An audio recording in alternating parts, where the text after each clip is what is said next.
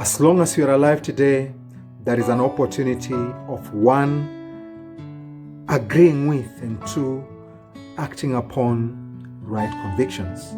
There might be struggles here and there in your endeavor to do right, but the good news is that there is a supernatural provision for that natural struggle to do right.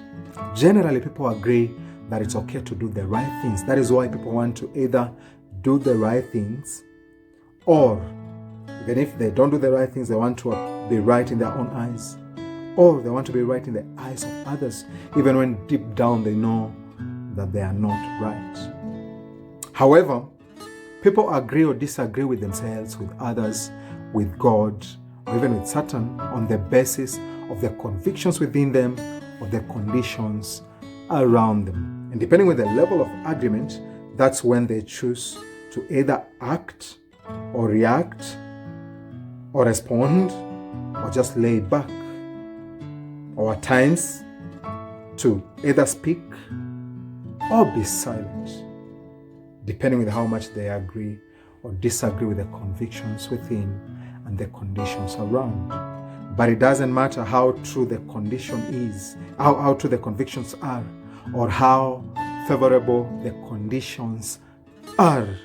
At the end of the day, people struggle to do right. It might be in just identifying the right thing to do. It's not so easy in this culture, in this world that is upside down. Or it might be in just purposing to do the right thing after you've identified it, or after it's been revealed to you.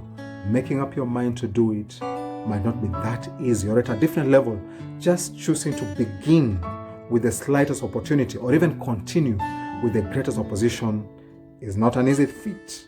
Or lastly, it might be just choosing to do the right thing at the right time, or the right way, or with the right people, or even with the right attitude and motive might not be that easy.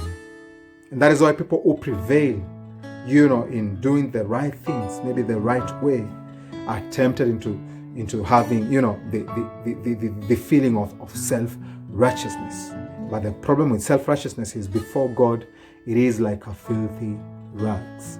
But you see, the good news is that there is a supernatural provision, which is God's righteousness. The righteousness of God is not only a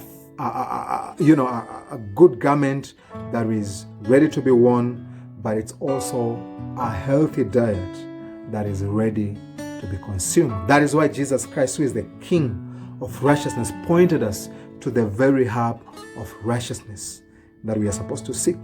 That is the kingdom of God. And he told us the importance is that everything that we are worried about will be added unto us. And besides pointing the herb of righteousness, he told us of the habits of righteousness, that we should hunger and thirst after the righteousness.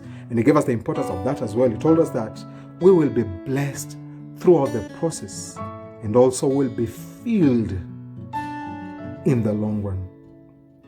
And even before that, Jesus told us, he taught us how to get rid of the junk so that we can hunger and thirst after the righteousness. And later he told us even how to gain control while we hunger and thirst for the righteousness of God, in terms of, let's pray that God give us our daily bread so that we have some control, even as you are filling us every day with your righteousness.